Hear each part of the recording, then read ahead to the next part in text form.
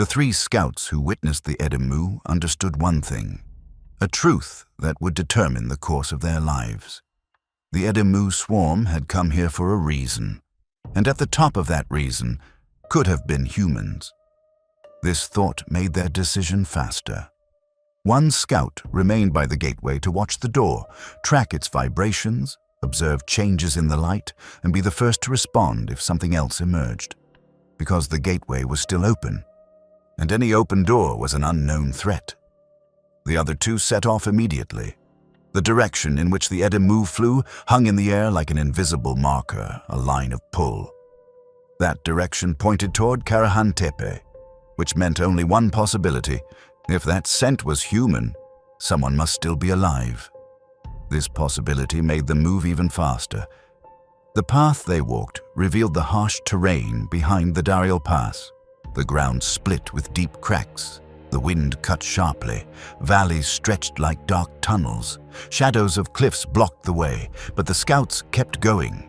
With every step, they studied the thin traces left behind by the Edim-mu, all pointing in one direction, Karahan Tepe. They looked at each other and asked the same question. Was that scent really human? They didn't know the answer, but the answer was calling them. One whispered, Edim-mu never follow a scent for nothing. Whatever that scent was, it must still be there. This lit a spark of hope inside them, because it meant they might not be alone on this world. But the real questions were these. Where was the thing that drew the Edim-mu, and was it still alive? They had no idea what scene awaited them. They only followed the trail, a line carved into the air by the swarm, with hope and with fear. Night had ended, but the mark of what happened was still felt beneath the soil. The fate of the Edim-mu swarm was clear. After crossing the Göbekli Tepe line, something happened to them that no one could understand. At that moment, someone spoke of the danger that still remained. Noah, recovering from the shock of the night, called his sons to him. They came once, and they will come again, he said. Now you understand why spreading in 3 directions was the right decision. But Noah didn't stop. 3 directions are not enough. Each of you will send your own sons in different directions as well. This sentence was the first great fracture in their lineage. And with each fracture came a question, which direction will we go? At sunrise, even the sun rose cautiously. The earth looked as if it had witnessed the night itself. Before Noah's sons departed, he announced his final decision. I will stay here. Karahan Tepe cannot be abandoned. No one must forget what happened last night. These words placed an invisible weight on the shoulders of his sons, and the great separation began. Where would these lineages go? Sam turned east toward the lands that would one day become Mesopotamian cities, toward the rivers that called people to them. His sons separated one by one: Elam, southern Iran, Ashur; northern Mesopotamia, Aram; the Syrian corridor, Arphaxad; the land that would birth the Hebrew line Lud; the western gates of Anatolia. Who would shape the east? Who would build the first city on this land? Ham walked south into the lands where heat thickened and the earth glowed red. His sons parted into different routes: Mizraim, Egypt along the Nile; Cush, Abyssinia; Sudan, Ethiopia; Put, the deserts of North Africa; Canaan, the eastern coasts of the Mediterranean. Each carried the destiny of the path they walked. Who will become the people of the south? Will civilization rise from the Nile? Japheth walked into cold winds toward the northern and western lands. His sons spread across vast regions: Gomer, Anatolia, and the Black Sea Magog; the Caucasus and northern steppes Madai; northern Iran Javan; the Aegean and Greek coasts Tubal; the western Black Sea, Meshesh, into mainland Europe; Tiras, the first routes of the Balkans. As this branch expanded, another question grew.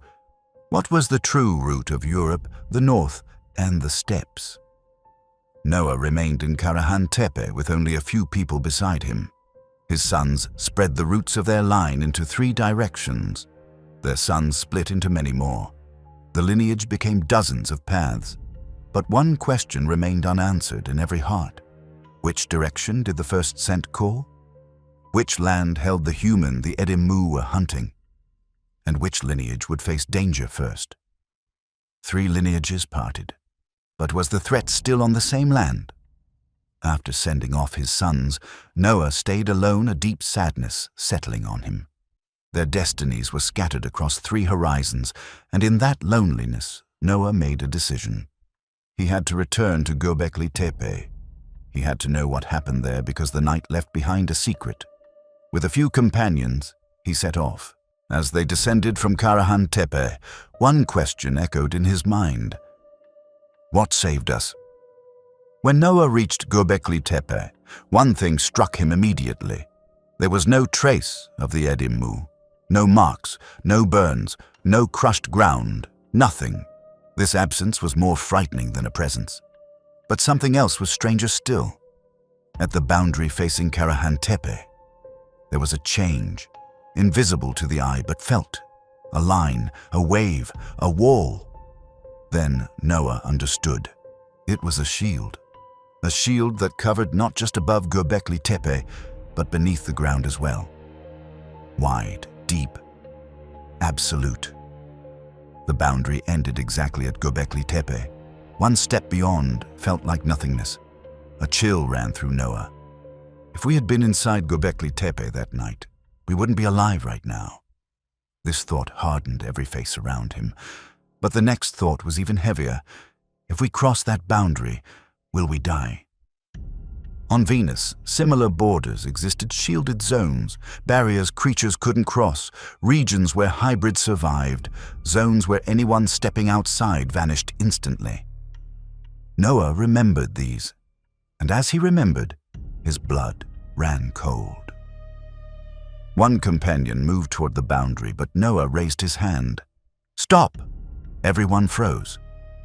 What if not all the Edim-mu were dead? What if something still waited beyond the shield? One step could become a point of no return. No one dared to move. Noah thought deeply. If an Edim-mu were on the other side, it wouldn't wait. It would attack, tear through them, never stop. Which meant one thing, the Edim-mu threat was gone, completely. But another threat remained, the shield. What happened to a human who crossed it? No one knew. Then suddenly, one man inhaled sharply and stepped forward. He crossed the boundary. His body did not shake. His skin did not burn. His breath did not halt. Nothing happened. Everyone froze. The man took another step. Still nothing. Another step. Still safe. Shock spread through the group. The shield wasn't killing them. Another man stepped in. Nothing. Another. Nothing. Soon they were all inside.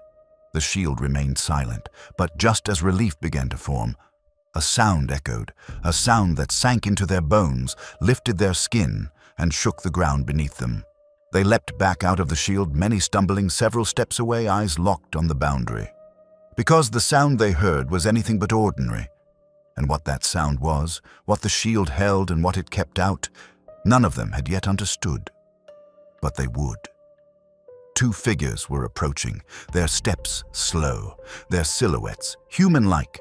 But so were the creatures from the night before, and no one had forgotten what happened. Those born on Earth recoiled in fear, 4 or 5 steps back, a pure reflex, because no one knew who or what these new arrivals were. Only one man did not step back. Noah. He stood firm, eyes narrowed, unblinking. The approaching figures were of a familiar kind from Venus. Long ago, a people who always helped, never harmed, never acted with malice. The Sumerian race. When the Sumerian scouts saw Noah and the others, they stopped. They understood immediately that these people were the survivors of the Edim-mu attack. But something was missing, something only they could sense. The scent of the Edim-mu. Humans could not detect it, but they could. The Sumerians' expressions shifted. There isn't a single Edim-mu here. How? Where did they go? Who stopped them? Why weren't these humans running? Questions grew like storms behind their eyes. Their steps slowed. Their movements softened. All their focus fell on Noah. And Noah watched them in return. An invisible thread formed between the two sides. One came seeking answers, the other trying to understand the future. The Sumerian scouts moved closer, their breaths almost audible now. And at that moment, one question echoed in every mind. What truly happened here last night? As the scouts approached, Noah raised his voice. "Stop!" The two froze. Their faces carried shock and something familiar. "They recognize us," Noah's followers whispered. But how? From where? When? They didn't know, but the Sumerians did. They'd seen that face before, in another place, under another sky. Noah spoke, his voice unwavering. "I lived on Venus before the flood. I escaped from there." The sentence froze both humans and the scouts. The strangers stepped closer and finally spoke. "We were searching for a path as well. Venus had become unlivable not just for humans, but for all beings." One added, "When the gate opened, we were not surprised. But the Edim-mu coming right after frightened even us." Silence fell. Then came the crucial question, why were the Edim-mu here? What were they searching for? Noah inhaled deeply. "They caught a human scent," he said. "That's why they came. That's why they changed direction. That's why they descended here." The Sumerians' eyes widened with fear, with hope, with realization.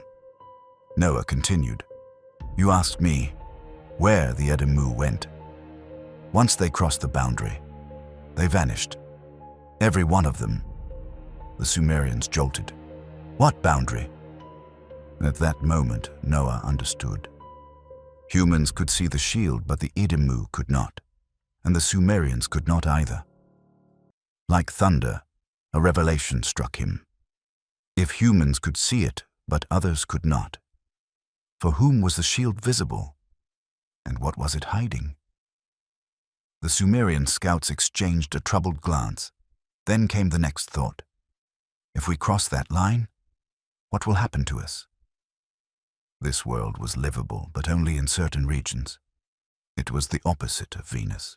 There, everything was deadly except protected zones. Here, everything was livable except the shielded line. This revealed a deeper truth. This planet is choosing. The Sumerian scouts bowed their heads to Noah. "Thank you. This information is invaluable to us." With heavy, measured steps, they turned toward the gateway. The portal seemed to call them back. Each step carried the weight of an unspoken duty. As they departed, one shadowed question remained behind. How long can anyone survive on this planet? Noah and his followers were not seeking that answer. Their path was clear, Karahan Tepe. They quickened their pace. As the shield grew distant, the breath of the earth changed. One question beat in their minds. Who placed this boundary? And why is it protecting us? They had no idea yet, but soon they would learn what truly saved them and how long it would continue to do so. You think you know the truth? Think again. Subscribe, because what's coming next will change everything.